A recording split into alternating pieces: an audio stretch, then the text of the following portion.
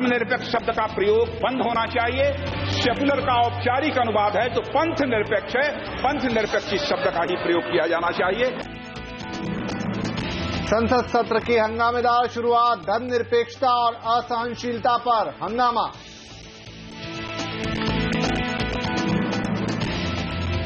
शीत सत्र के पहले दिन सोनिया गांधी ने साधा केंद्र पर निशाना, कहा पिछले दिनों हुई घटनाएं संविधान मूल्यों के खिलाफ। जीएसटी पास होने की बड़ी उम्मीद, जेडीयू, बीएसपी और टीएमसी ने दिए समर्थन के संकेत, लेकिन कांग्रेस अपने रुख पर कायम।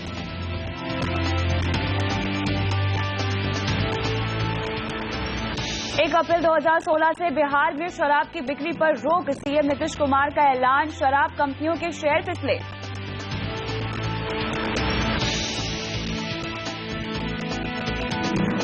एक्सपायरी के दिन बाजार में दिखा दम, निफ्टी 7,900 के करीब बंद।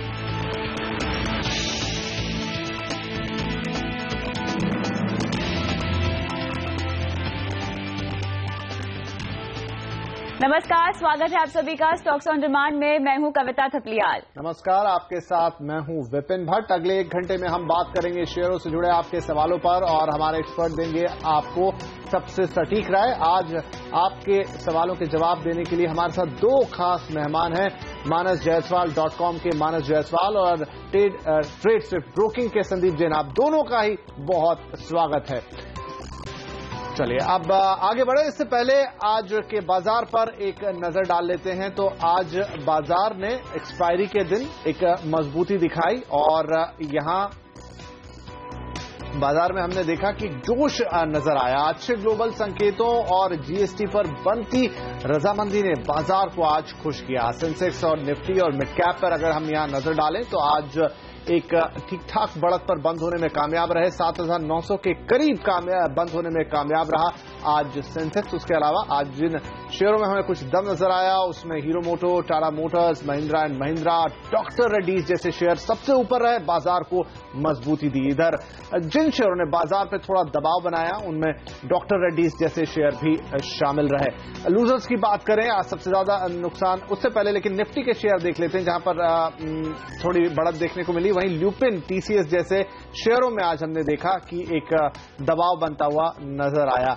इसके अलावा अगर हम यहां पर देखें कि एफएनओ में कहां एक्शन रहा तो ये थे बाटा, वोल्टास, रिलायंस पावर और रिलायंस कम्युनिकेशन। सभी शेयरों में करीब 5.25 से 5.5 या करीब 5.6% तक की बढ़त हमको देखने को मिली। शिपिंग शेयर्स की बात करें, एबीजी शिपयार्ड में 1% की गिरावट रही, वहीं श्रेयस शिपिंग में 14% का उछाल नजर आया। लॉजिस्टिक ने भी आज रफ्तार पकड़ी है और यहां पर भी हम देख रहे हैं कि 2 से लेकर 8% तक की तेजी दिखाने वाले शेयर नजर आए। टेलीकॉम सेक्टर में यहां पर Idea Cellular, Videocon Industry, Bharti Airtel, इन सब में 3 से 6 या करीब 6.5% तक के गेंस देखने को मिले हैं। स्टील इंडस्ट्री की बात करें, यहां पर माफ कीजिए, शराब बैन से जहां असर आता हुआ नजर आया, आज जो हमने देखा बिहार में ऐलान हो गया कि शराब नहीं बिकेगी, तो यूनाइटेड स्पिरिट्स, रेडिको खेतान, यहां पर आप देखें 4.5 से करीब 6.25% तक की यहां पर गिरावट देखने को मिली है। चलिए, तो यहाँ पर अब जुड़ते हैं हमारे पहले दर्शक से जो कि हमारे साथ फोन लाइन पे शंकर कुमार हैं पंजाब से। नमस्कार। हाँ बताइए, आपका सवाल क्या है? सवाल है कि मेरे पास भूषण स्टील प्लांट के 1600 शेयर हैं। ओके, किस रेट पर? 45.21 पैसे के हिसाब से। ठीक है। और फेडरल बैंक है 3300 शेयर। किस रेट पे आपने लिया है? 60.70 पैसे। दोनों में आप कितना रुकना चाहते हैं शंकर जी? यही पूछ रहा हूँ कि इसको होल्ड करूँ कि निकल के बाहर आ जाऊँ। लेकिन आपका नजरिया तो ट्रेडिंग का है या आपने निवेश के लिहाज से लिए थे? ट्रेडिंग का ही है, मैंने सोचा था लेके कुछ 1 महीने 2 महीने तक। अच्छा, कोई स्टॉप लॉस नहीं लगाया आपने? नहीं। चलिए मानस, यहाँ पे सबसे पहले भूषण स्टील पे मैं बात करना चाहूंगी। जिस तरह से धातु क्षेत्र की सिनेरियो हम देख रहे हैं, चाइना को लेके कंसर्न्स है, ओवरऑल ग्लोबल डिमांड को लेके भी कंसर्न्स है, धातु क्षेत्र में हम देख रहे हैं सुस्ती का माहौल है, लेकिन भूषण स्टील इन्होंने 45.21 के आसपास खरीदा हुआ है। थोड़ा सा इनको घाटा तो हो ही रहा है, लेकिन क्या और रुकना चाहिए या इससे निकलकर किसी और क्षेत्र में ये पैसे लगा सकते हैं? देखिए, एक बड़ी गिरावट हमने भूषण स्टील में देखी है और उसके बाद करीब 2-3 मंथ का अगर आप पैटर्न देखेंगे तो ऐसा लगता है कि 40 रुपीज के आसपास स्टॉक बेस बनाने की कोशिश कर रहा है, बट फिर भी अभी तक रिवर्सल के साइन नहीं दिखे और मैं समझता हूं जब तक स्टॉक 50 दिनों के मूविंग एवरेज को ब्रेक नहीं करेगा उसके ऊपर क्लोज नहीं होगा और रिवर्सल के साइन शायद नहीं दिखेंगे। तो उस लिहाज से मैं समझता हूं कि अगर इनको बने रहना है तो 40 रुपए के नीचे स्टॉप लॉस रखें। अगर स्टॉक एक बार 50 दिनों के मूविंग एवरेज जो कि 47 के आसपास है उसको ब्रेक करता है तो वहां पर आप उम्मीद कर सकते हैं उसके बाद 17 से 18 रुपए का अपसाइड देखने को मिल सकता है। इसलिए मेरी राय में बने रहें लेकिन 40 रुपए के नीचे स्टॉप लॉस जरूर रखें। फेडरल बैंक इन्होंने लिया हुआ है 60 रुपए के आसपास के भाव पर। देखिए, फेडरल बैंक में या तो अगर आप नजरिया बड़ा रख सकते हैं, अगर आप 1 से 1.5 साल का व्यू रख सकते हैं तब तो ठीक है। मैं समझता हूं कि जो करंट प्राइस हम देख रहे हैं उससे बेहतर प्राइस जरूर मिलेंगे 1 से 1.5 साल में, लेकिन अगर ट्रेडिंग का नजरिया है तब मैं नहीं समझता कि यहां पर बने रहना चाहिए। मैं समझता हूं छोटा सा उछाल मिले और 58 के लेवल्स अगर स्टॉक टेस्ट करे तो वहां पर निकलने की कोशिश होनी चाहिए, क्योंकि लोअर लेवल्स पे देखिए तो अभी तक ऐसा नहीं लगता है कि बेस बन गया है। ऐसा पॉसिबल है कि शायद हमें थोड़े और लोअर लेवल्स 50 रुपए के आसपास देखने को मिले। तो अगर ट्रेडिंग का नजरिया है तो उछाल पे बिकवाली करें, लेकिन अगर निवेश का नजरिया है 1 से 1.5 साल का तो बने रह सकते हैं। राइट, तो भूषण स्टील में सलाह है कि आप यहां पर होल्ड करके रखें और 40 से नीचे के लिए स्टॉप लॉस लगा लें, और वहीं फेडरल बैंक में अगर लंबी अवधि का निवेश 1 से 1.5 साल का है तो रुक जाएं, और अगर ट्रेडिंग के हिसाब से लिया है तो बेच के बाहर निकले। आगे बढ़ेंगे, अगले कॉलर है हमारे साथ कलकत्ता से बापी पाल साहब। पाल साहब नमस्कार, क्या होगा आपका सवाल? नमस्ते जी। मेरा आरईसी है, आरईसी 225 है, 225 शेयर है, 236.2 में लिया आरईसी, और टाटा मोटर्स तो पुराना है, 441 में लिया था 200 शेयर, वो भी अभी पड़ा हुआ है।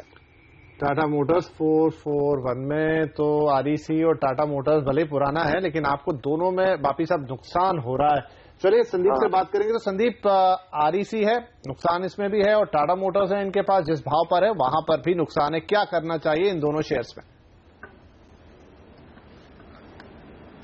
दोनों ही शेयर्स में मेरे हिसाब से बने रहे, निकलने का कोई औचित्य नहीं है। टाटा मोटर्स इनफैक्ट अच्छा खासा करेक्शन हो चुका है, बट कहीं ना कहीं ऐसा लग रहा है कि बॉटम बना रहा है, और जिस तरीके से कुछ पॉजिटिव न्यूज भी आ रही है कि इनके यूएस में सेल्स के आंकड़े अच्छे आए थे, चाइना के सेल्स के आंकड़े खराब है, तो मिक्स न्यूज में फंसा हुआ है। बट ओवरऑल ऐसा लगता है कि इन भावों पे निकलने का नहीं बनता है, बिल्कुल बने रहें।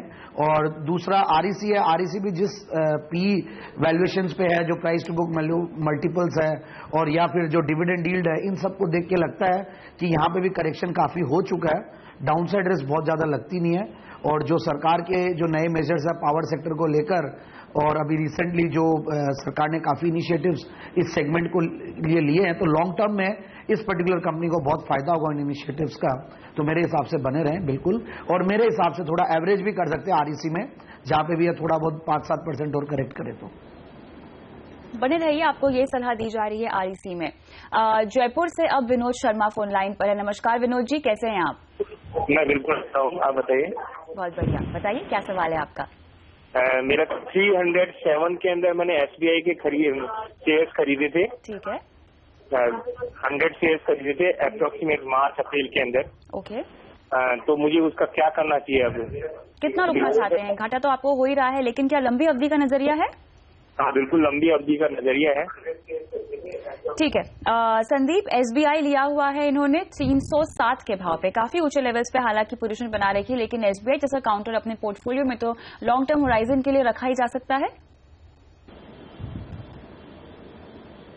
बिल्कुल रखा जा सकता है। इनफैक्ट सारे पीएसयू बैंक्स में से समहाउ ये स्टॉक काफी अच्छा लगता है, और मार्केट ने भी कहीं ना कहीं अगर सारे पीएसयू बैंक्स में किसी को सबसे ज्यादा एक्सेप्टेंस और सबसे ज्यादा वैल्यूएशन दिया तो वो एसबीआई है, और सर्टेनली देना भी चाहिए। एटलीस्ट बाकी जो पीएसयू पीयर्स है उनसे कहीं ना कहीं बेटर इनकी बुक्स लगती है और क्वालिटी ऑफ एसेट्स भी लगती है, और जो साइज है, इकोनॉमीज ऑफ स्केल है, वो सब यहाँ पे दिखता है।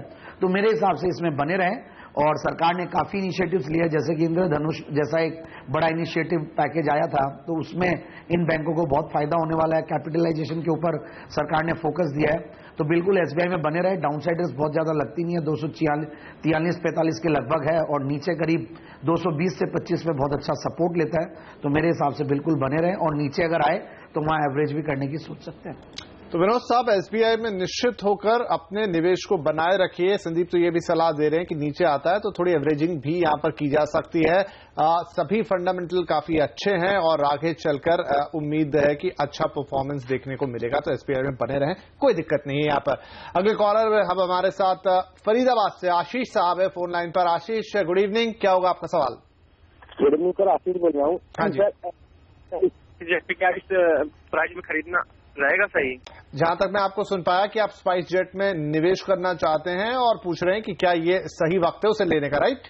हाँ सर, स्पाइस जेट और टीटागढ़ वैगन पे। अच्छा, टीटागढ़ वैगन भी आपके नजर में है। चलिए मानस जायसवाल साहब, एक तो एविएशन शेयर है स्पाइस जेट और दूसरा टीटागढ़ पे भी बात कर लेंगे, लेकिन एक रेल और एक हवाई जहाज। पहले हवाई जहाज, कैसा लग रहा है आपको?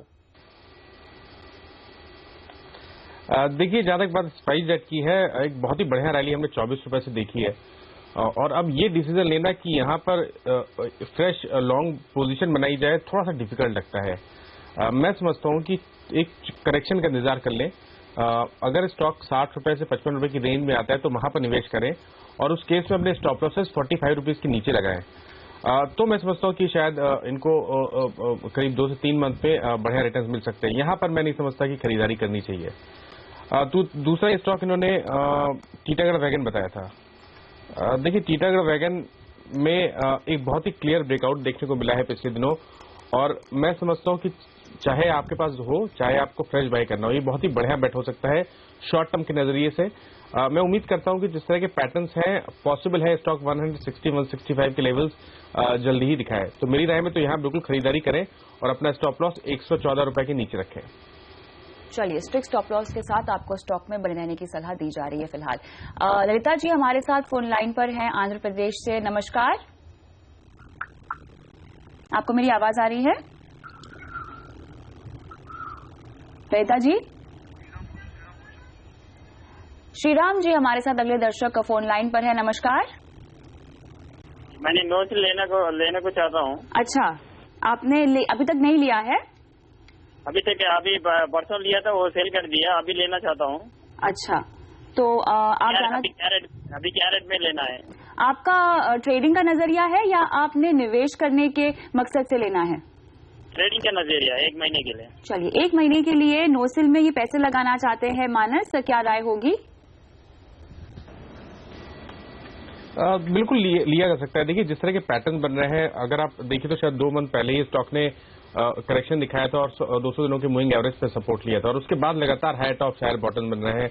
एक हर्डल जरूर है 55 रुपए, बट पैटर्न को देख के ऐसा लगता है कि जल्दी ही 55 रुपए के लेवल्स ब्रेक होंगे और स्टॉक कहीं ना कहीं 62-63 के लेवल्स पे जाने की कोशिश करेगा। तो मेरी राय में एक छोटा सा करेक्शन, जब स्टॉक 52 रुपीज के आसपास आए तो वहां पर निवेश करें और उसके इसमें अपने स्टॉप लॉसेस 46 रुपीज के नीचे लगाएं। चलिए साहब, तो नोसिल में स्टॉप लॉस के साथ निवेश की सलाह तो यहां दे रहे हैं मानस साहब, लेकिन सारी बातों को जरूर ध्यान में रखते हुए इसमें अपना निवेश कीजिएगा। आगे बढ़ेंगे, अब हमारे साथ हैं हाशिम साहब। हाशिम जी हैदराबाद से हमें कॉल कर रहे हैं और क्या सवाल पूछना चाहेंगे आप? मैं डॉक्टर रेड्डी जाना लिया था जी, कितने शेयर और क्या भाव? 10 शेयर लिया था 4700 में। ओके। और औरबिंदो फार्मा लिया था। ओके। 20 शेयर जो है ना 856 रुपए पर। 856 पे। तो देखिए, डॉक्टर रेड्डीज ने तो आपको काफी नुकसान पहुंचा दिया है। अरविंदो फार्मा भी देखते हैं, तो पहले डॉक्टर रेड्डीज की बात कर ली जाए।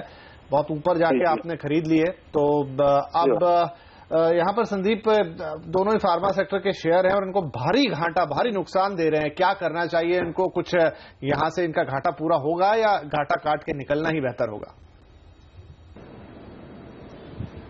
नहीं, काट के तो नहीं निकले। इनफैक्ट डॉक्टर रेड्डीज जिस तरीके से आज करेक्ट किया, जो भी न्यूज थी सर्टेनली नेगेटिव न्यूज है और ऐसे ये पहली बार नहीं हुआ कि कोई फार्मा कंपनी ऐसे टाइप की न्यूज को फेस कर रही है। सर्टेनली ये लोग सॉर्ट आउट करते हैं, 6 महीना 9 महीना साल भर लग सकता है, बट सॉर्ट आउट जरूर होगा इश्यू।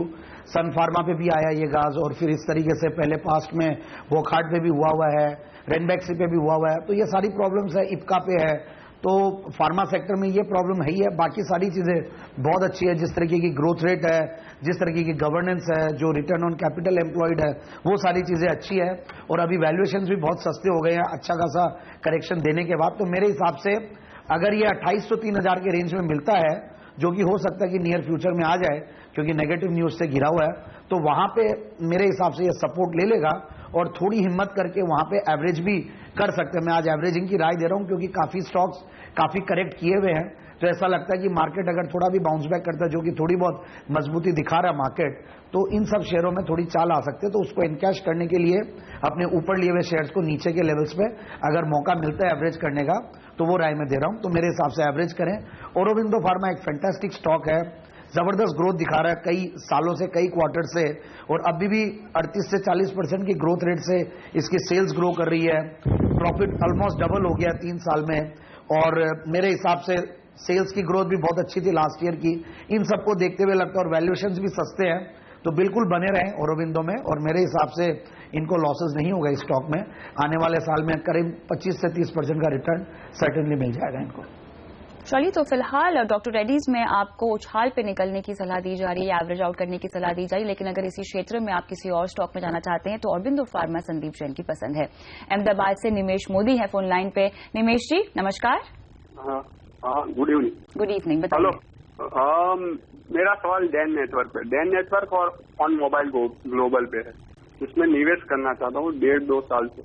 कोई खास वजह आपने इन्हीं दोनों को चुना? 1.5-2 साल का नजरिया है। चलिए, तो यहाँ पर 1.5 साल का नजरिया है इनका। संदीप, डैन नेटवर्क सबसे पहले इन्होंने अपने लिए चुना हुआ है। इस अवधि के लिए आपको ये स्टॉक कैसा लगता है? देखिए, ये स्टॉक तो अच्छा है, बट मैं इसको बहुत ज्यादा कीनली ट्रैक नहीं करता, तो मैं इस पे क्लियरली राय नहीं दे पाऊंगा। बट इस सेक्टर की कोई दूसरी कंपनी है, वो है डिश टीवी, वो स्टॉक अच्छा लगता है मुझे, और वो कहीं ना कहीं अच्छा खासा क्वार्टरली रिजल्ट दिया है, और जिस तरीके से वहां पे एक ब्रेक इवन पे आए हैं और पॉजिटिव नेट प्रॉफिट्स पे आए हैं पिछले 2-3 क्वार्टरों से, तो मुझे लगता है कि ये रिजल्ट कंपनी बहुत अच्छे लेवल्स पे है, और अभी 100, 103, 5 के लेवल्स है, जो कि बहुत सस्ते लगते हैं। तो मेरे हिसाब से डाउनसाइड रिस्क भी बहुत ज्यादा नहीं है, और यहाँ पे बिल्कुल नया निवेश उसमें करना चाहिए। ऑन मोबाइल ग्लोबल की एक बात कहूंगा कि बहुत वॉलेटाइल स्टॉक है, नीचे भी आता है और बहुत ऊपर के लेवल्स भी देखा हुआ है, बट समहाउ ऑनलाइन बिजनेसेस में बहुत अभी ट्रैक्शन है, तो उसकी वजह से ये स्टॉक नीचे के स्तरों से बहुत अच्छा जंप दिया है।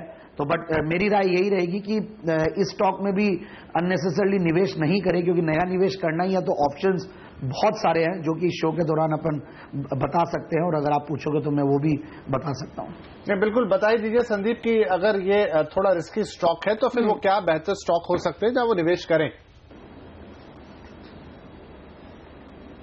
देखिए, मेरे हिसाब से जिस तरीके से अभी 7th पे कमीशन 1 जनवरी से लागू होने वाला है, और उसकी वजह से कंजम्पशन स्टोरीज काफी अच्छी चलेगी, और मुझे लगता है कि अर्बन कंजम्पशन हो या रूरल कंजम्पशन हो, वहां पे बहुत जबरदस्त एक ग्रोथ आ सकती है। तो मुझे लगता है कि एक तो हाउसिंग फाइनेंस कंपनीज बहुत अच्छे लगते हैं इन लेवल्स पे, जैसे कि DHFL है, बिल्कुल DHFL पे ध्यान देना चाहिए। फिर कुछ 2 व्हीलर्स और 4 व्हीलर कंपनीज की अगर बात करें तो हीरो होंडा बहुत अच्छा लगता है, बजाज ऑटो अच्छा लगता है, मारुति सुजुकी अच्छा लगता है। तो इन टाइप के स्टॉक्स पे ध्यान दे तो ज्यादा बेहतर होगा, जहां पे वैल्यूएशंस भी बहुत महंगे नहीं है और बैलेंस शीट भी बहुत मजबूत मिल रही है, तो बिल्कुल वहां पे निवेश करें। जी, तो चलिए संदीप की सलाह की कुछ रिस्की स्टॉक्स को अगर छोड़कर आप कुछ अच्छा निवेश करना चाहते हैं तो कुछ बेहतरीन स्टॉक्स उन्होंने आपको बताए जिनके लिए उनको एक अच्छा फ्यूचर दिखाई देता है। आगे बढ़ेंगे, यहां से अनवर बादशाह है हमारे साथ फोन लाइन पर, बेंगलोर से हमें कॉल कर रहे हैं। अनवर साहब, किस स्टॉक पर आपका सवाल है? सर, मेरे पास वेदांता और IIFL के शेयर्स है, 105 पे लिया हुआ है वो वेदांता, ओके, और 203 रुपये पे IIFL के। तो मैं शॉर्ट टर्म ट्रेडर हूँ सर, इसके लिए मैं क्या करूँ? अच्छा, शॉर्ट टर्म ट्रेडर। तो शॉर्ट टर्म आप थोड़ा अपना शॉर्ट टर्म डिस्क्राइब करें, कितना लेके चल रहे हैं आप, कितना वक्त है आपके पास? 2 महीने का। 2 महीने का। दोनों ही शेयर आपको नुकसान दिखा रहे हैं यहाँ पर, वेदांता और IIFL। मानस साहब, क्या करना चाहिए इनको? शॉर्ट टर्म के लिए बेट की थी, लेकिन अभी तो नुकसान है, 1-2 महीने से ज्यादा रुक नहीं पाएंगे। देखिए, वेदांता की जहां तक बात है, हाई लेवल पे बहुत सेलिंग प्रेशर देखने को मिल रहा है, और काफी मेटल स्टॉक्स ऐसे हैं जहां पर हाई लेवल पे सेलिंग प्रेशर देखने को मिल रहा है। बट फिर भी अगर यहां पर टाइम फ्रेम थोड़ा सा बड़ा कर लें, अगर 6 मंथ्स का टाइम फ्रेम लेके चलें, तो मैं समझता हूँ बहुत बड़ा डीप कट देखने को शायद स्टॉक में नहीं मिलेगा, क्योंकि 80 रुपए से लेकर 75 काफी स्ट्रांग सपोर्ट रेंज लगती है। लेकिन अगर जैसे इन्होंने बताया कि 2 मंथ का ही टाइम फ्रेम ये लेके चलना चाहते हैं, तो मेरी राय में पहला काम करें कि 85 रुपीज का एक स्टिक स्टॉप लॉस रखें, और मूव आएगा तब जब स्टॉक अपना 50 दिनों का मूविंग एवरेज जो कि 100 रुपए के आसपास है उसको ब्रेक करेगा। उसको ब्रेक करने का मतलब है जो नेक्स्ट टारगेट सेट होगा वो करीब करीब 120 रुपए के आसपास होगा। तो मेरी राय में अगर ये 2 मंथ के लिए निवेश करना चाहते हैं और बने रहना चाहते हैं तो 85 के नीचे स्टॉप लॉस जरूर रखें। जी, इसके अलावा IIFL में क्या करना चाहिए इन्हें? जी देखिए, IIFL ने परफॉर्मेंस बहुत दिया। 40 रुपए से हम बहुत ही एक हायर टॉप्स हायर बॉटम्स का ट्रेंड बनते हुए देख रहे थे, और करीब 1 से 1.5 मंथ में देखिए तो हाई लेवल पे 210-225 एक रेजिस्टेंस बन गया है। बट मैं समझता हूँ ये कंसोलिडेशन है और शायद आने वाले टाइम में एक अपसाइड ब्रेकआउट देखने को मिलेगा और स्टॉक कहीं ना कहीं 275-285 की रेंज में जाने की कोशिश करेगा। तो मेरी राय में तो यहाँ बिल्कुल बने रहना चाहिए और अपने स्टॉप लॉसेस 173 रुपीज के नीचे लगाने चाहिए। स्टॉप लॉस के साथ आपको ट्रेड करने की सलाह दी जा रही है दोनों ही स्टॉक में। आगे बढ़ते हैं, अगले दर्शक हमारे साथ अतिंदर पाल सिंह है पंजाब से। नमस्कार।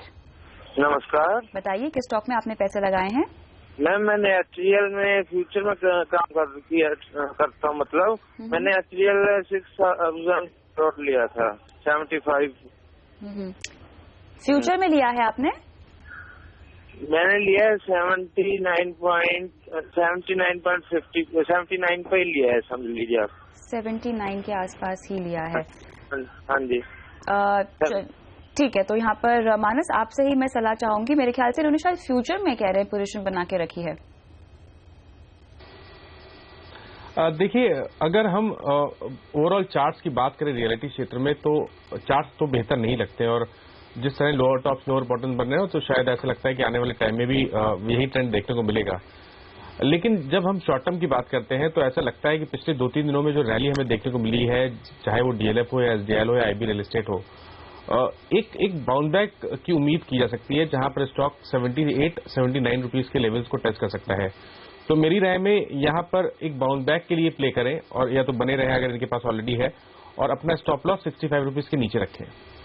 चलिए साहब, तो क्योंकि थोड़ी उम्मीद यहां पर दिखी है स्टॉक्स में रियल्टी और HDIL आपके पास है, तो एक बाउंस बैक की उम्मीद आप कर सकते हैं। यहाँ पे स्टॉप लॉस लगा के रखिए और होल्ड कीजिए फिलहाल, हो सकता है आगे चल के आपको आपका भाव मिल जाए। आगे बढ़ेंगे, नंद कुमार साहब है अब हमारे साथ, नागपुर से फोन कर रहे हैं। नंद कुमार साहब, क्या होगा आपका सवाल? हेलो नंद कुमार जी,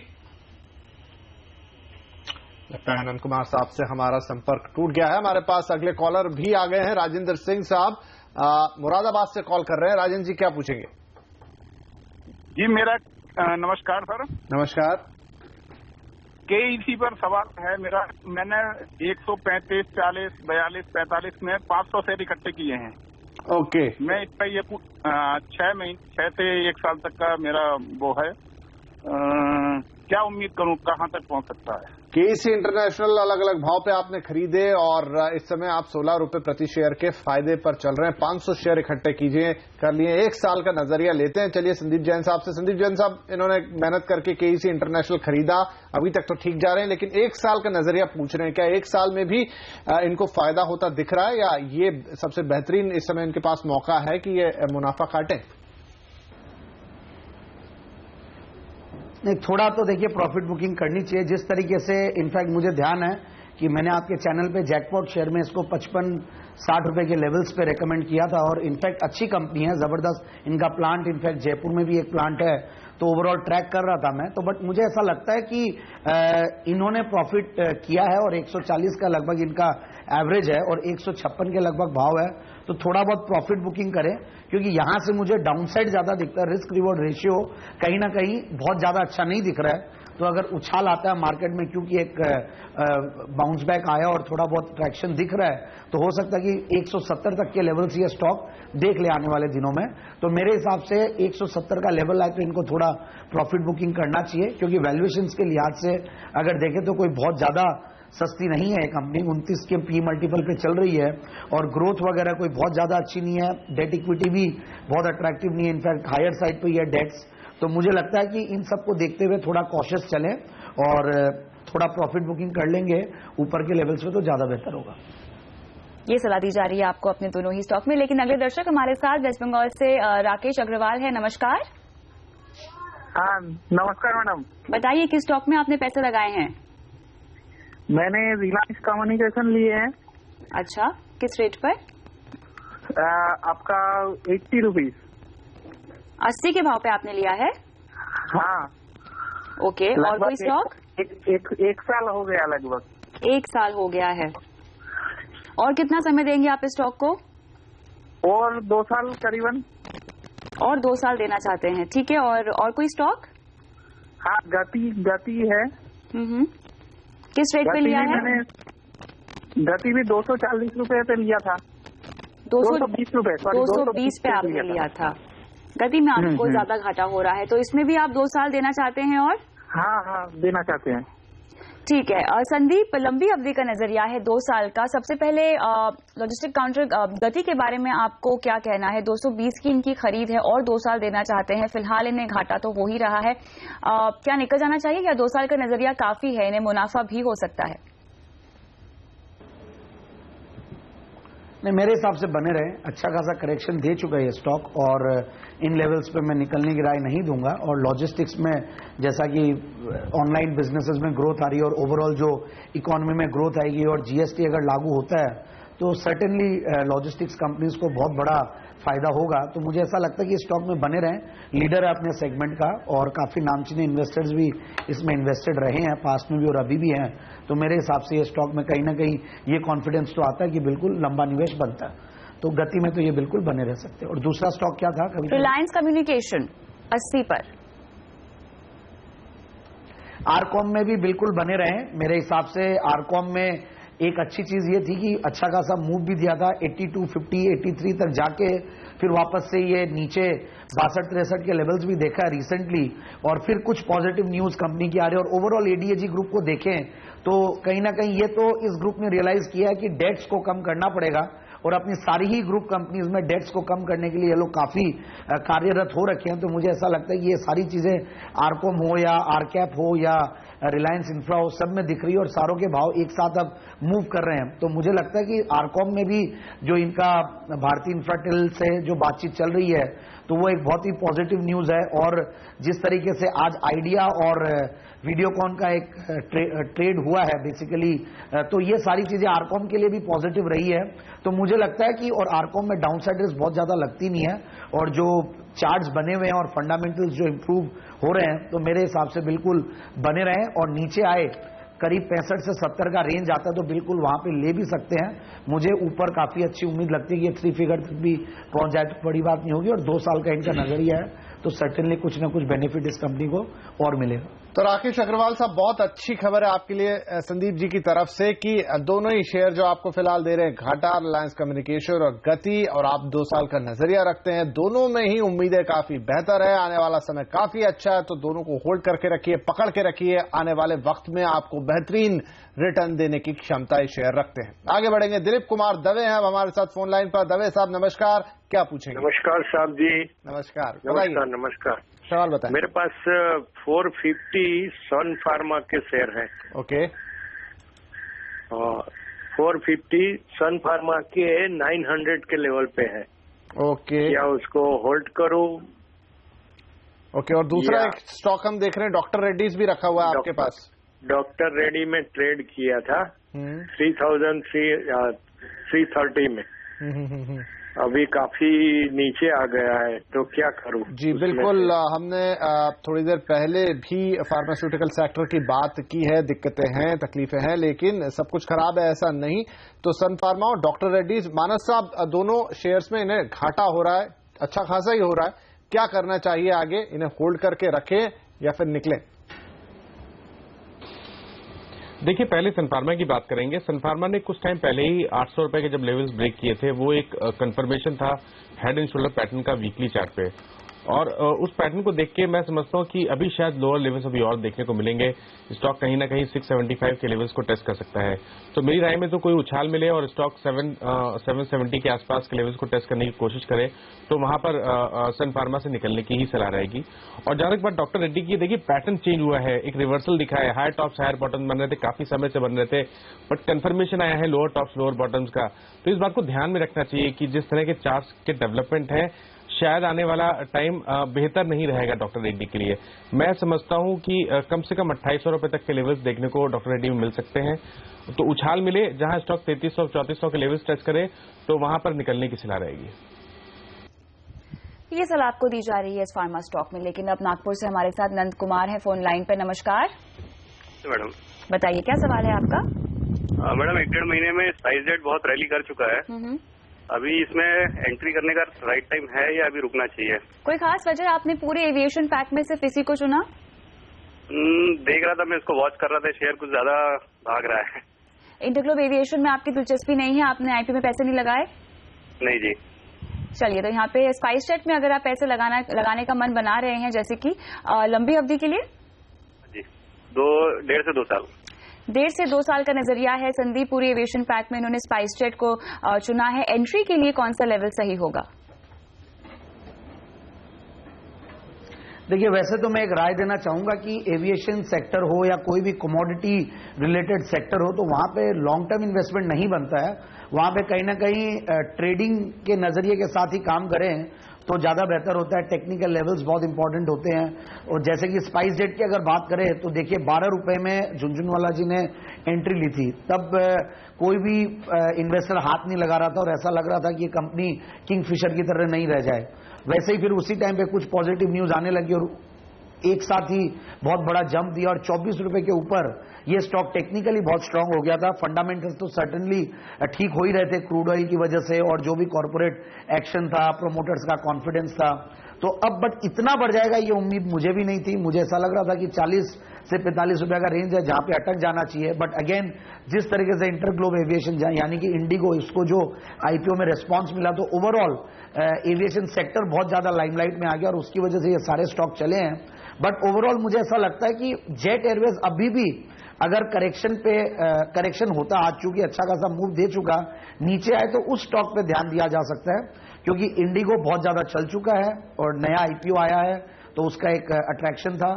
स्पाइसजेट में मुझे समहाउ डर लगता है। बट जेट एयरवेज की एक बात कहूं कि अगर ये नीचे आए 425-450 का रेंज मिले तो वहां एंट्री लेनी चाहिए। बाकियों के मुकाबले ये स्टॉक अभी भी अंडर परफॉर्म किया, उतना नहीं चला है, तो वहां पे कुछ अपॉर्चुनिटीज देखे। अगर क्रूड ऑयल के क्रैश को और ओवरऑल एविएशन सेक्टर में जो बूम आया उसके बेनिफिट को इनकैश करना चाहें तो जेट एयरवेज के साथ जाएंगे तो ज्यादा बेहतर होगा। जी बिल्कुल, चूंकि एविएशन सेक्टर की बात हो रही तो थोड़ी बात मानस से भी कर लें। मानस साहब, जैसा संदीप जी कह रहे हैं, बड़ी लॉजिकल बात भी है कि जितने भी ये कमोडिटी ड्रिवन सेक्टर होते हैं काफी रिस्की होता है, क्योंकि आपको पता नहीं लगता कब किस तरह की खबर आएगी और क्या इम्पैक्ट होगा उसका कमोडिटी वाले में। लेकिन अभी जो हालात बन रहे हैं, क्योंकि इस वक्त तो क्रूड ऑयल काफी सस्ता है तो बहुत अच्छे चल रहे हैं स्पाइसजेट और इस तरह के शेयर या सारा एविएशन सेक्टर। लेकिन अभी जो ग्लोबल कंडीशंस बन रही, जिस तरह का तनाव अलग अलग घटनाओं के कारण हो रहा है ग्लोबल मैप पे, कमोडिटी पे सीधा इम्पैक्ट आता है। तो आपको लगता है कि आने वाले 3-4 महीने शॉर्ट टर्म की बात करें तो ये वोलेटिलिटी वाला रहेगा या फिर अभी भी इसमें कुछ अपसाइड है? और देखिए, इसको समझने के लिए क्रूड को समझना जरूरी है। देखिए, अगर मैं क्रूड को भी काफी क्लोजली वॉच करता हूं। क्रूड को समझना जरूरी इसलिए है कि अगर इंटरनेशनल टेंशंस होते और क्रूड प्राइस बढ़ने के संकेत मिल रहे होते तो आपको प्राइस में एक्शन जरूर देखने को मिलता। लेकिन क्रूड में जिस तरह के चार्ट डेवलप हो रहे हैं, अभी भी हाई लेवल पे सेलिंग प्रेशर लगातार देखने को मिल रहा है। तो मैं समझता हूं कि जब हम एविएशन सेक्टर की बात करते हैं तो क्रूड को छोड़ देना चाहिए। हमें केवल चार्ट्स को देखें, केवल हम एविएशन जो स्टॉक्स हैं उनके चार्ट्स को देख के समझने की कोशिश करें तो जो बेहतर रहेगा।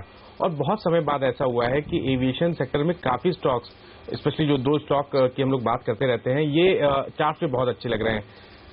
मैं संदीप जी की जो उनका पॉइंट था उस पर पूरी तरह सहमत हूं कि अगर आपको पैसा लगाना है और निवेश करना है तो जेट एयरवेज ज्यादा अच्छा स्टॉक है, दोनों तरह से, चाहे वो रिटर्न की बात करें और चाहे वो सेफ्टी की पर्पस की बात करें।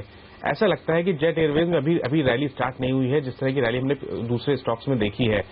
मैं समझता हूं कि जेट एयरवेज, जैसा उन्होंने बताया कि 450-425 एक अच्छी रेंज है, वो भी मैं भी वही उस बात को एग्री करता हूं कि 450 से लेकर 400 बहुत ही बढ़िया रेंज है।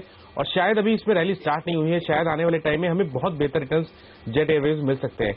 लेकिन जिस तरह का वोलेटाइल स्टॉक है उसमें ये ध्यान रखते हुए जरूर आपको समझना चाहिए कि 200 दिनों का मूविंग एवरेज को आपको पकड़ के चलना है, उस चीज को समझ के चलना है कि जब भी स्टॉक 200 दिनों के मूविंग एवरेज के नीचे आए तो आपको एग्जिट कर जाना है। क्योंकि जब हम कोई रैली देखते हैं तो 200 दिनों के मूविंग एवरेज के ऊपर जब स्टॉक निकलता है तो एक बड़ी रैली देता है, और उसके बाद जब करेक्ट होना शुरू होता है और संकेत मिलना शुरू होते हैं, तब हमने देखा है कि 200 दिनों के मूविंग एवरेज की इंपॉर्टेंस बहुत ज्यादा हो जाती है। इसलिए मेरी राय में 450 से 400 रुपए की रेंज में जेट एयरवेज को बाई करें। 200 दिनों का मूविंग एवरेज इस समय 370 रुपए के आसपास है, उसके नीचे स्टॉप लॉस लगाएं और 1 से 1.5 साल का टाइम फ्रेम रखेंगे तो 650-700 रुपए के लेवल्स मैं समझता हूँ जेट एयरवेज में देखने को मिल सकते हैं। तो दोनों ही एक्सपर्ट्स के मुताबिक आपको जेट एयरवेज में पैसे लगाने चाहिए। अहमदाबाद से अब विजय पटेल फोन लाइन पर है। नमस्कार विजय जी। नमस्कार, बताइए कि स्टॉक में आपने पैसे लगाए हैं? हाँ, एक्चुअली मेरे पास 500 शेयर है जस्ट डाल के 874 रुपीज के। 874। और आपका नजरिया क्या है? अभी एक्चुअली मैं ये जानना चाहता हूँ कि अभी अच्छी रैली है इस शेयर में और अच्छा खासा मुनाफा भी हो रहा है, तो अभी मुनाफा वसूली कर लेना चाहिए या फिर अभी तक ये कितना जा सकता है ऊपर? कितना देखना चाहते हैं आप इसको ऊपर जाता हुआ? आप मेरे पास 6 मंथ to 8 मंथ का ही टाइम। 6 से 8 महीने का नजरिया है। माइनस चार्ट्स के मुताबिक आप बता सकते हैं अगर ये इतना रुके तो कितना मुनाफा कमा सकते हैं? फिलहाल तो अच्छी खासे मुनाफे में है, लेकिन आपको लगता है कि क्या इन्हें पार्ट प्रॉफिट बुकिंग कर लेनी चाहिए? देखिए 2014 में 1900 रुपए तक के हाईज बने थे और उसके बाद अगर आप लॉन्ग टर्म चार्ट देखिए तो लगातार लोअर टॉप लोअर बॉटम बनते हुए देखे जा रहे हैं। पिछले करीब 7-8 ट्रेडिंग सेशन में हमने रिकवरी देखी, बट हमें ये नहीं भूलना चाहिए कि जो चार्ट्स है वो अभी भी वीक है। Lower top lower bottoms clearly charts पे दिखते हैं। मेरी राय में तो यहाँ पर प्रॉफिट बुक करके निकल जाएं और जब तक स्टॉक अपने पिछले हाईज को ब्रेक न करे, जो कि अभी के हिसाब से 1050 1070 के आसपास है, जब तक वो लेवल ब्रेक ना करे तब तक यहाँ पर लॉन्ग ना बनाए। आपको प्ले करना है तो करेक्शन पे आप बाई करिए और थोड़े से हाई लेवल पे निकल जाइए, लेकिन मैं यहाँ सजेस्ट नहीं करता हूँ कि आपको लॉन्ग टर्म नजरिए से, चाहे इनका 6 से 8 महीने का टाइम फ्रेम हो, मैं नहीं समझता यहाँ पर निवेश करना चाहिए। प्रॉफिट बुक करके निकल जाना चाहिए। चलिए, तो जस्ट डायल में प्रॉफिट बुक करें और निकल जाएं, यह सलाह दे रहे हैं आपको मानस जायसवाल साहब। और अब हमारे साथ है मीलाबेन वोरा, वडोदरा गुजरात से। नमस्कार, आप क्या पूछना चाहेंगी? हेलो मीलाबेन, आप हमें सुन पा रही हैं? शायद फिलहाल संपर्क टूट गया है, कोई बात नहीं। मोहित व्यास साहब आ गए फोन लाइन पर, जयपुर से हैं इस बार, तो हम संदीप के पास जाएंगे सवाल लेके, लेकिन पहले मोहित से सवाल पूछ लेते हैं। मोहित साहब, क्या है सवाल? Hello, good evening sir. Good evening. मेरे पास एमको है 6027 रुपए 58 पैसे के हिसाब से, EMCO एमको लिमिटेड, और BPL है 8035 रुपए पे, और 2 से 3 महीने ही रुकना है। अच्छा, दोनों शेयर्स के लिए? हाँ जी, हाँ जी। एमको और BPL। तो संदीप जी, आपके ही शहर के हैं, क्या सलाह देंगे इन्हें? देखिए, एमको में मैं ये राय दूंगा कि एक बार ये होल्ड कर सकते हैं। हालांकि 29 रुपए के लगभग है, उनको जस्ट प्रॉफिट हो रही है, 28-30 की खरीद है, तो टारगेट ये दूंगा कि 32 से लेकर 35 रुपए का रेंज आए तो थोड़ा निकलने की राय दूंगा मैं, क्योंकि बहुत ज्यादा अच्छे मुझे फंडामेंटल्स लगते नहीं है। ट्रांसफॉर्मर्स के बिजनेस में है तो ओवरऑल कंपटीशन भी बहुत है। और BPL की अगर बात करें तो BPL में भी कहीं ना कहीं, हालांकि मेडिकल डिवाइसेस में ये कंपनी है, जनरली टीवी के साथ रिलेट करते हैं, टेलीविजन के साथ, बट मेडिकल डिवाइसेस में कंपनी ने कहीं ना कहीं कुछ परफॉर्मेंस अच्छा किया है। तो फिर भी मेरी राय यही रहेगी कि इनके 34 रुपए के भाव है, 34 रुपए के लगभग है, जहां पे भी ये 37 से 40 रुपए का रेंज आए तो मेरी राय में तो एग्जिट ऑन बाउंस की रणनीति अपनाएं और निकलें, और फिर दूसरे कोई स्टॉक में जो बेहतर और लार्जर कैप हो वहां पे निवेश करने की सोचें। चलिए, तो ये सलाह दी जा रही है इन तमाम स्टॉक पे। हम आगे बढ़ते हैं और अगले दर्शक हमारे साथ फोन लाइन पे निशान तिवारी हैं उदयपुर से। नमस्कार। नमस्कार मैम। बताइए, क्या सवाल है आपका? मैम, मेरे पास में टाटा मोटर्स के DVR के शेयर है 100 share at the rate of 253। ठीक है। और मैम, मेरा दूसरा सवाल है, मैम मैं फ्रेश इन्वेस्टमेंट करना चाह रहा हूँ, तो मैंने 3 स्टॉक चूज किए हैं मैम फ्रेश इन्वेस्टमेंट के लिए। कौन से? मिर्जा इंटरनेशनल, डिशमेंट फार्मा एंड नॉफिल। और इन तीनों में आपका निवेश करने का नजरिया है या ट्रेडिंग? मैम, निवेश करने का नजरिया है। ठीक है। और टाटा मोटर DVR में आप कितना रुक सकते हैं? मैम 1 से 1.5 साल।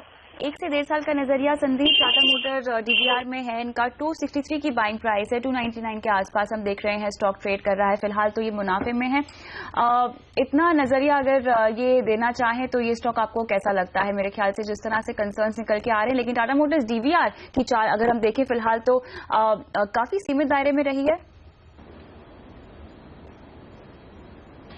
नहीं, देखिए एक बहुत अच्छी बात ये हुई है कि डीवीआर्स को इनफैक्ट बहुत सालों से, कम 2.5-3 साल मुझे हो गए, ये पर्टिकुलर वर्जन ऑफ शेयर्स को काफी बार रेकमेंड किया, और जब भी कोई टाटा मोटर का सवाल पूछता था, आज के अलावा पास्ट में जब भी पूछा तो मैंने डीवीआर को ही रेकमेंड किया, और मैं नहीं, बहुत सारे मेरे जैसे एनालिस्ट है, सब ने डीवीआर्स को रेकमेंड किया, और शायद हो सकता है कि ये अच्छे व्यूअर हो, रेगुलर व्यूअर हो चैनल के, और इन्होंने डीवीआर वर्जन के साथ गए, तो he was very lucky also, क्योंकि डीवीआर ने एक तरीके से आउट परफॉर्म किया है टाटा मोटर्स मेन शेयर को। और देखा जाए तो ये डिस्काउंट एक टाइम पे 55-60% तक भी रहता था, जो कि अब शायद 25 से 30% रह गया है। तो जो डिस्काउंट की जो ये नैरो हुआ है, तो ये एक बहुत बड़ा बेनिफिट इनको मिला है, और मेन टाटा शेयर में इतनी बड़ी तेजी नहीं आई है।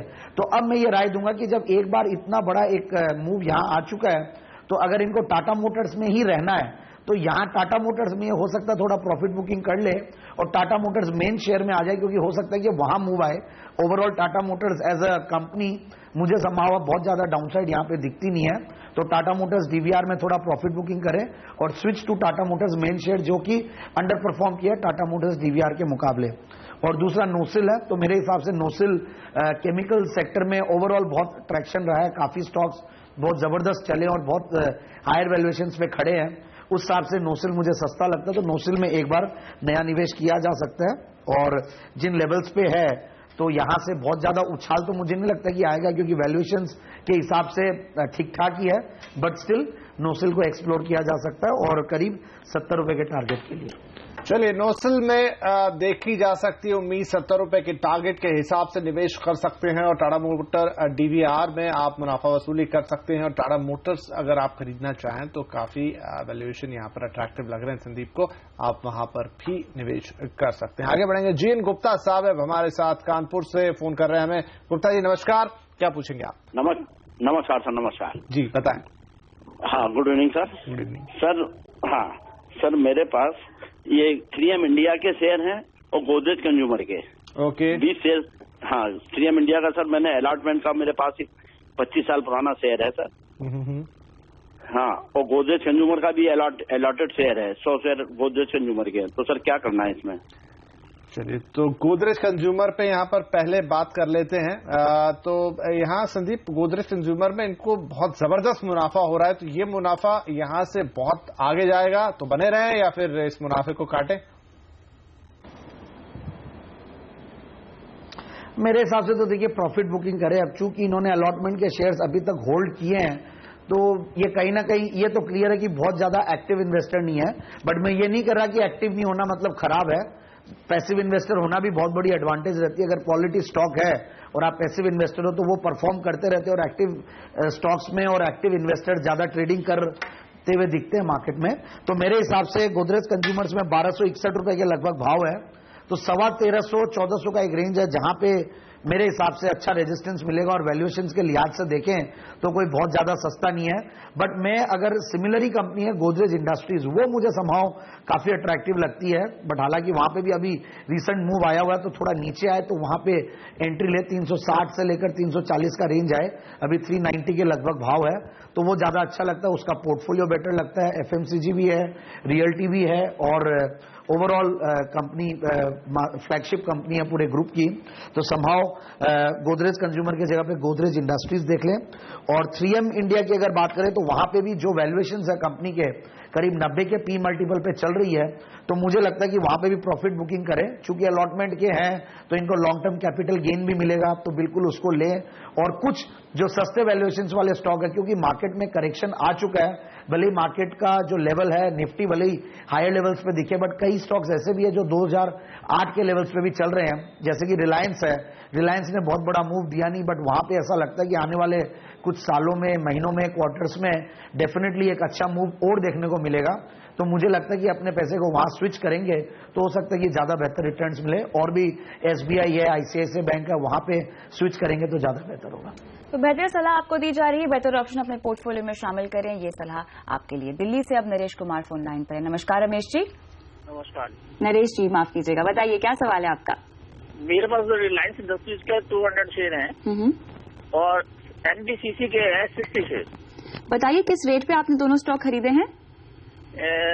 एनबीसीसी है 555 रुपए का। 555 या 855 बोल रहे हैं आप? 555, सॉरी मैडम। अच्छा, और रिलायंस इंडस्ट्रीज? 500 रुपए का। 500 रुपए में है रिलायंस इंडस्ट्रीज। ठीक है, दोनों में और कितना समय आप देना चाहते हैं?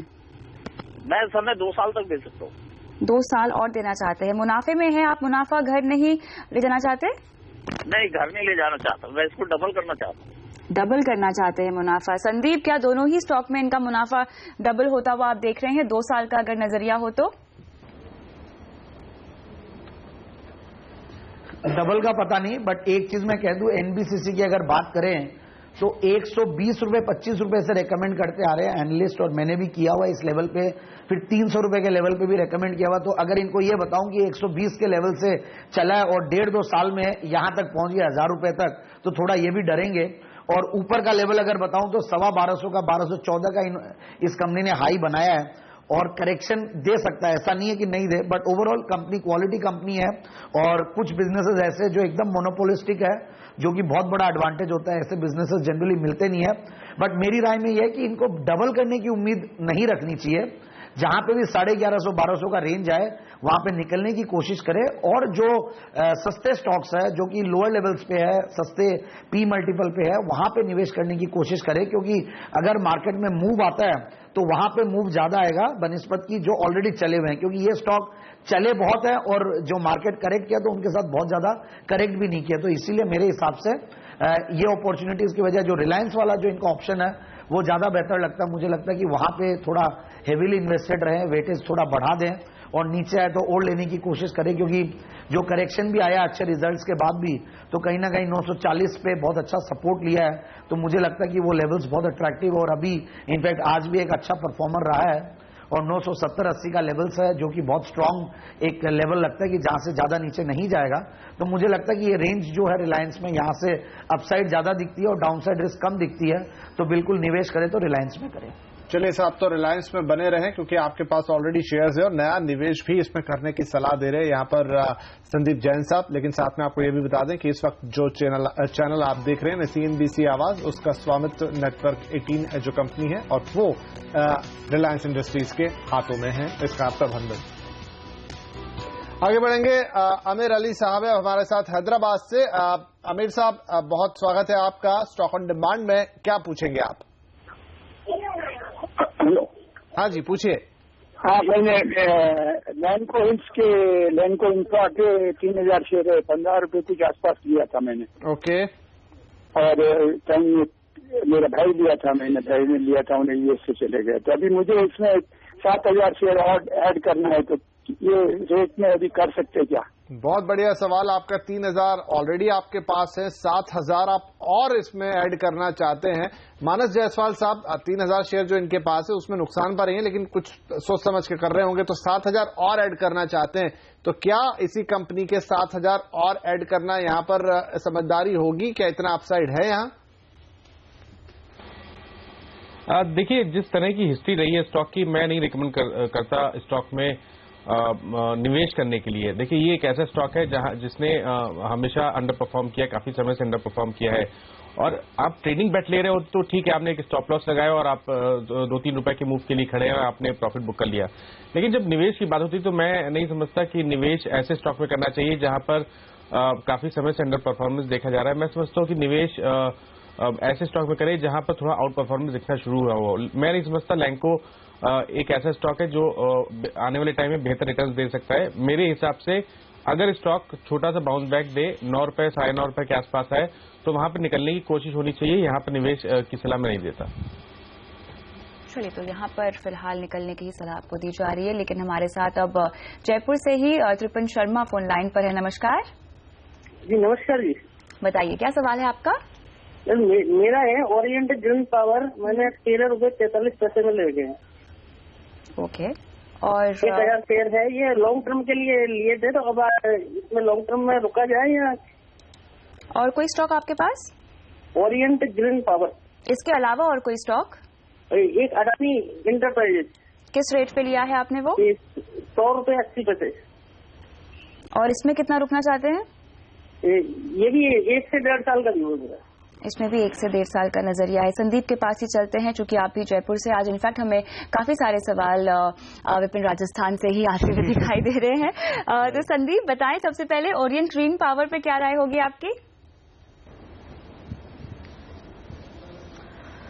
देखिए, मैं तो यही कहूंगा कि इनको 13 रुपये 45 पैसे में इन्होंने लिया हुआ है, 14 रुपये का भाव है, तो प्रॉफिट बुकिंग तो सर्टेनली करनी चाहिए। और मेरी राय में 15 रुपये के लगभग आए, कि 15 से 18 है, एक स्ट्रांग रेजिस्टेंस वहां पे फेस करेगा, क्योंकि इन पर्टिकुलर स्टॉक्स में टेक्निकल्स को देखना बहुत जरूरी है, क्योंकि फंडामेंटल्स तो है ही नहीं। इनफैक्ट फंडामेंटल्स की बात करें तो लॉस मेकिंग कंपनी है, लास्ट ईयर 222 करोड़ का लॉस रहा हुआ है। डेट इक्विटी रेशियो की अगर बात करें तो करीब 2.33 का डेट इक्विटी रेशियो है। कंपनी में कोई ग्रोथ जरूर है, मगर नेट प्रॉफिट्स है नहीं, लॉसेस में है।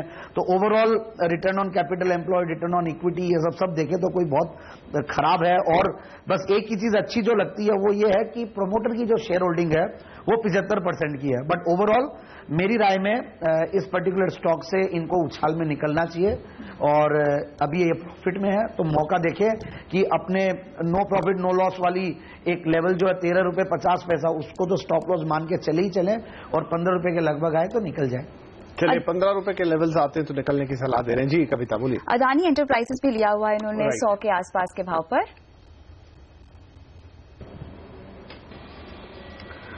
देखिए, अडानी संभाव देखिए कोई ऐसी स्टोरी है कि मार्केट चलेगा तो साथ में चलेगा, और ओवरऑल कंपनी अच्छी कंपनी है, कोई इश्यू नहीं है। बट अगेन बहुत ज्यादा स्ट्रांग प्ले भी नहीं बोलूंगा मैं। अगर मेरे को पर्सनल पैसे लगाने हो तो मैं संभाव अडानी एंटरप्राइजेस पे नहीं लगाता हूं। तो मेरी राय में तो ये रहेगा कि टेक्निकल राय ले, इस पे तो ज्यादा बेहतर होगा, लेवल्स ज्यादा अच्छे से समझ लें। चलिए, अब हितेश हमारे साथ जुड़ रहे हैं, क्योंकि हम कार्यक्रम के अंतिम हिस्से में आ गए हैं। फटाफट कुछ और सवाल लेंगे। हितेश शाह हैं अहमदाबाद से। हितेश जी, क्या होगा आपका सवाल? हाँ सर, मैंने 2007-8 में FSL फर्स्ट सोर्स सोल्यूशन लिया हुआ था 92 में। जी। आदि तो क्या वापस आज आ सकता है 92? तो आप बोल रहे 2007 और 8 में आपने शेयर खरीदा था तकरीबन? नया इश्यू आया था तब लिस्ट हुआ था। अच्छा, उस समय आपने लिया था। तो 92 के लेवल्स क्या फिर से देखने को मिलेंगे? अब बड़ा सवाल है फर्स्ट सोर्स का। हितेश, माफ कीजिए मानस, यहाँ पर क्या होगा? हितेश के सवाल का जवाब क्या, ये लेवल उन्हें फिर से दिखाई देंगे? देखिए, ये कहना मुश्किल है कि वो लेवल्स दिखाई देंगे, बट ये जरूर बता सकते हैं कि 25 रुपीज से जिस तरह के पैटर्न बन रहे हैं, जिस तरह हाई टॉप हाई बॉटम का ट्रेंड बना हुआ है, अगर एक बार स्टॉक 45-47 रुपए के ऊपर निकल जाता है, तब तो बिल्कुल वहां से 15 से 20 रुपए का अपमूव की आप उम्मीद कर सकते हैं। जो इनका जो बाइंग प्राइस है उसको तो मैं टारगेट नहीं बना के चलूंगा, बट हाँ ये जरूर बता सकता हूं कि 60 और 62 रुपए के टारगेट के लिए बिल्कुल प्ले किया जा सकता है। अगर ये है तो बिल्कुल बने रहें, और 32 रुपए 50 पैसे के नीचे अपना स्टॉप लॉस रखें। चलिए आगे बढ़ते हैं और अगला सवाल लेते हैं तुषार पटेल का अहमदाबाद से। नमस्कार। हाँ जी नमस्कार मैडम। बताइए क्या सवाल है आपका? मैडम मैंने 10,000 तिलक नगर इंडस्ट्री लिया है और 2,000 मनाली पेट्रोल लिया है। किस रेट पे लिया है? तिलक नगर 27। अच्छा, और मनाली? अपने टीवी की आवाज आप कम कर दीजिए और मुझसे फोन पर बात कीजिए। मनाली पेट्रोकेमिकल्स आपने किस रेट पे लिया है? 29 में मैडम। और आपका नजरिया कितना है दोनों ही स्टॉक में? 6-12 महीना रुक सकता हूँ, वादा नहीं। 6 महीने से 1 साल का नजरिया है मानस। तिलक नगर इंडस्ट्रीज 27 के रेट पे इन्होंने लिया है, क्या राय होगी? देखिए, तिलक नगर इंडस्ट्रीज की जहां तक बात है, 6-8 महीने की बात है, तो मैं समझता हूं कि उछाल मिले, स्टॉक 30 रुपए 32 रुपए के आसपास आए तो वहां पर स्टॉक से निकल जाए, और कोई भी फ्रेश लॉन्ग 40 रुपए से पहले न अपनाएं। अगर स्टॉक 40 रुपए के ऊपर क्लोज हो तब तो आप ये उम्मीद करिए कि एक बड़ा रिवर्सल देखने को मिलेगा। उससे पहले मैं नहीं समझता उम्मीद करनी चाहिए, तो उछाल पे बिकवाली करने की सलाह रहेगी। चलिए, उछाल पर निकल जाने की बिकवाली की सलाह दे रहे हैं मानस यहाँ पर तिलक नगर इंडस्ट्रीज के लिए। चलिए, इसी के साथ समय आज समाप्त हो रहा है, लेकिन जाए उससे पहले अपने दोनों मेहमानों से पूछेंगे कि क्या वो कुछ बताना चाहते हैं, जिसे हम डिस्क्लोजर कहते हैं। संदीप, पहले आप। कई स्टॉक्स पे डिस्कशन किए और रेकमेंड भी किए हैं। क्लाइंट्स के साथ रेगुलर वो डिस्कशन और रिकमेंडेशंस में आते हैं, बट मेरा निजी निवेश नहीं है। मानस, देखिए, जिन स्टॉक्स के बारे में बात हुई इसमें किसी में भी निजी निवेश नहीं है, बट अपने क्लाइंट्स को एडवाइस किए हो सकते हैं। बहुत बहुत शुक्रिया आप दोनों का समय निकालकर आज अपनी राय हमारे दर्शकों को देने के लिए। और इसी के साथ स्टॉक्स ऑन डिमांड में मुझे और विपिन जी को भी दीजिए इजाजत, लेकिन आप बने रहे CNBC आवाज पर। नमस्कार।